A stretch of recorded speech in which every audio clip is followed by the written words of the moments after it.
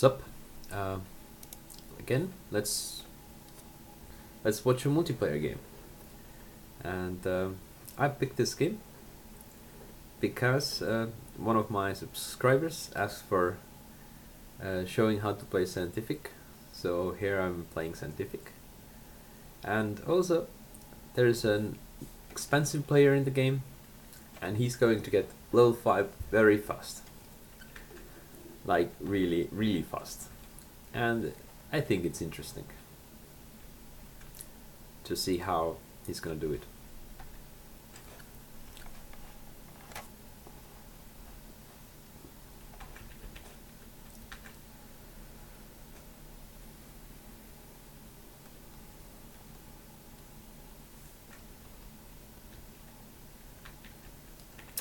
Here I have a little tip. Like, you see, he built the metal mine here and a steel mill here. You know, people, I guess he's like afraid of EMPs or searches. But if you consider, if he builds steel mill here, and at some point, like the iron prices drop really low, like insanely low, if it would happen, then he would have the possibility to scrap this and build a steel mill here, and they would get the adjacency bonus, something like that. So yeah, you have to consider all those things. So here I was, so Scientific. What I did is a standard 3 steel mills, and now I'm considering whether what I'm gonna do with the 4th claim, because you know I went last, so I get an extra claim. And I'm looking here, okay, people are already producing aluminium. He's also sending something for aluminium. That means, you know, there's no point for me to waste the claim on aluminium anymore. And also this plot, I actually wanted this plot, but then it came to auction. Oh, actually, there's a bid on this tile. Okay. So yeah, it was fine. I thought about bidding it, but I didn't want to go higher than 8,000 or 9,000 because, you know, I knew I'm gonna spend the claim on electricity anyways. And that's what I'm gonna do. I'm actually, before I upgrade, I'm gonna first, I believe, build this. Because both upgrade and building this requires steel. So yeah, I'm gonna choose this first. Oh, and I got another claim because I used the black market. So if you can... Now look at this expensive. He has so many mines. He's mining so much iron, he's mining so much aluminium, and he hasn't built the 5th building yet because he's actually out of money and he can't buy steel yet. But it's okay, he's gonna figure it out. Okay, he's building steel mills now, and yeah, he'll be fine. Yeah, here's what I'm talking about. The iron prices, he has 140 iron already stocked. The iron prices are like plummeting. But okay, right now it's not crucial. It's actually crucial once you know, oh, now he's even selling it so cheap. You know, you can actually measure what is the real price of iron, you know, and I say it's around 1/3 of steel, because how I base it on it. If you have like a 3 iron mines cluster, you can actually, basically, if they're good iron mines, you can mine 3 times more iron than, you know, this 3 cluster could produce steel. And I take into account also that the steel cluster consume iron. So actually, for Scientific, the steel mines are mills are slightly more efficient. But yeah, it's really not worth selling iron so low. Instead, if he had built the steel mills here, he could just, you know, if there's like really so much iron left, he could just scrap it and use the iron to make steel. So what I started doing is I started making oxygen. So let's talk about scientific now for a moment. Okay. Scientific is really easy, you know.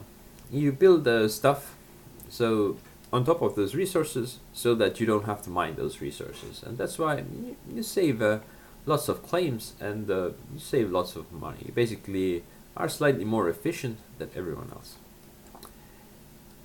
So what is the hardest part with scientific is choosing actually when to play with them, I think, personally. And why this plot of scientific is like really good? Well, the starting is good because I could build 3 steel mines. But if you want to go late game, then you also need good watered like tiles. Like this floor cluster is actually perfect shape because it's if I build a 4th one here, this is like the perfect shaped floor cluster, you know. Also, there is like some potential to do glass if necessary. And actually, if you look at this 2 cluster here, you know, you can put 2 food here, and you can put the 3rd one here, and you're just gonna buy food for 1 in a strong 3 cluster. And usually, you can just buy this water, or you can mine it, whatever. Right now, it's very cheap, so there's no point mining it. Why is it so cheap? Oh, it's because, yeah, this red player, he is producing so much raw materials. Let's see here. Oh, and he's also consuming so much steel because he has all those mines so far away. And actually, these things, okay, so how much steel does it consume, you know? Like, for example, these 2,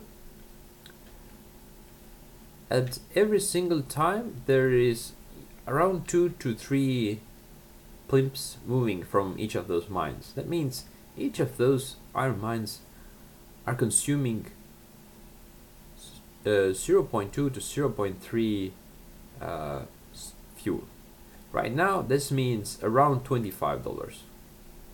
They aren't producing much iron and it's very cheap, so actually these things are making him minus money.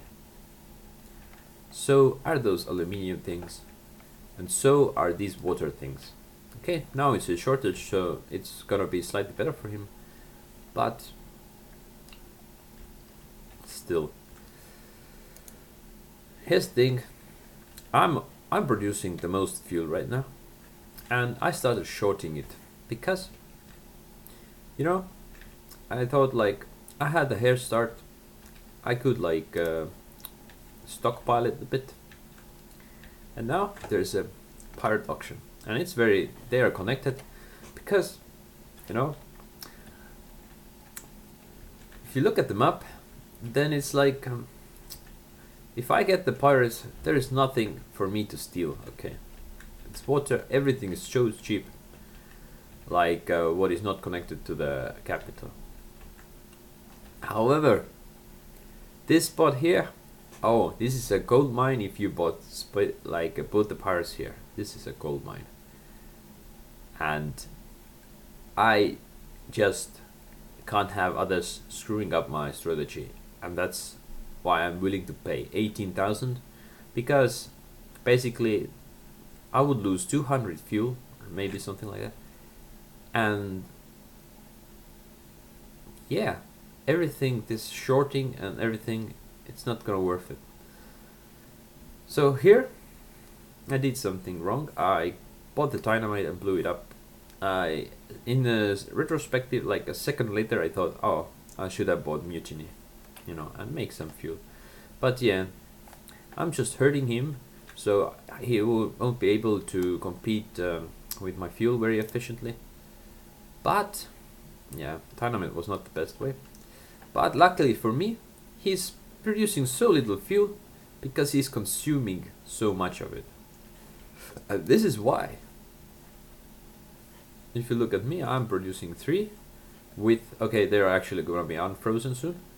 So 4.3 against his 1. Okay, now he's gonna produce some more. Yeah, now he's starting to make profit.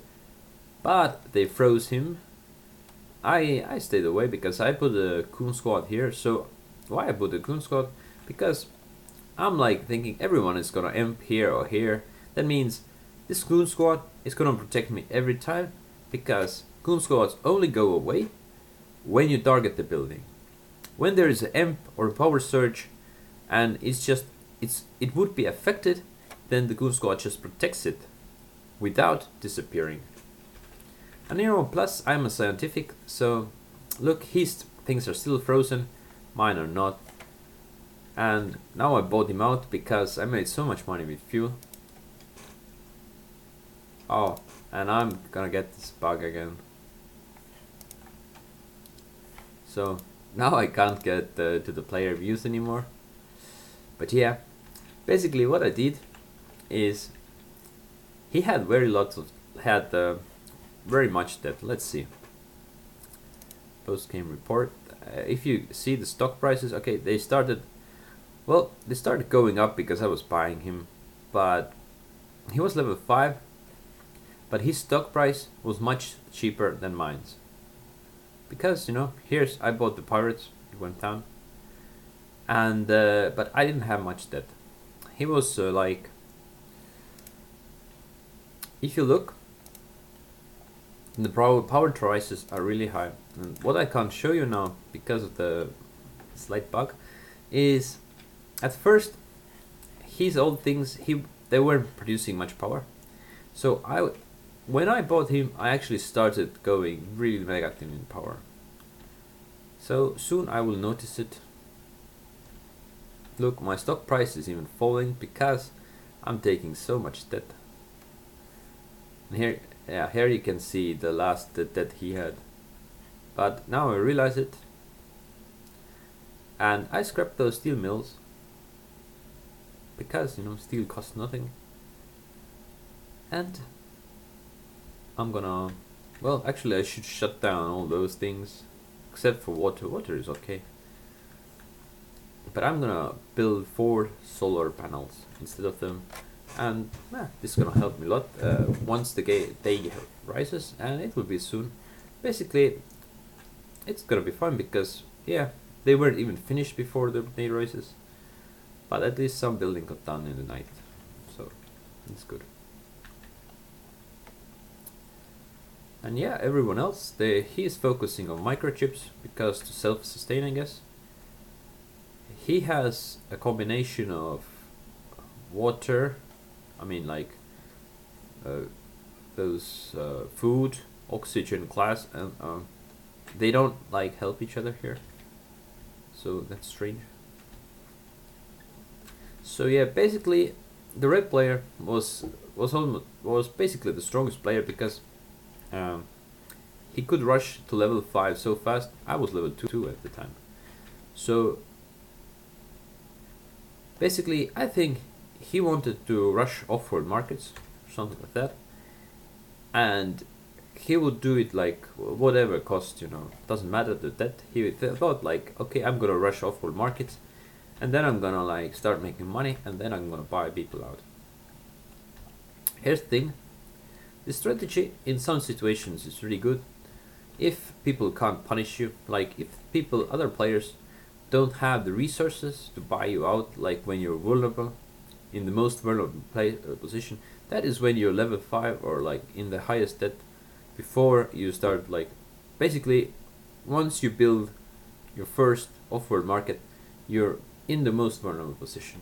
Now the game is over. This fuel industry I had here, it just made me so much money. The food price is still high. And yeah, that was basically it. So how you play like scientific is the positioning. That's all that matters, you know. Find out if you should be playing it, if there is a good position, and then, you know, use this position. What you're looking for is a good iron at start. In very many players, this is optional. I've also started with just producing glass and buying steel and aluminium. Sometimes works. It's kind of risky because, you know, you have to watch how many aluminium and everything people are producing. if they're not producing enough, those prices are gonna go very high. And well, then you say, look, in the long run, do I have water nearby? Or do I have like silicon for glass? These are things you look if you want to play with scientific. And yeah, I played with scientific because it looked like a right thing to do. It turned out really okay.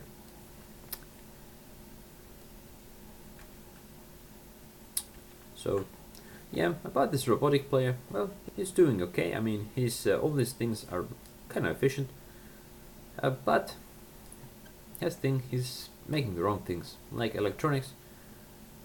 I mean, now even he is not needing it anymore because he's producing enough. The price of it's really low compared to, for example, power. Yeah, power prices were like in the end game they were really good. And yeah, I think that's it. Thanks for watching, and bye.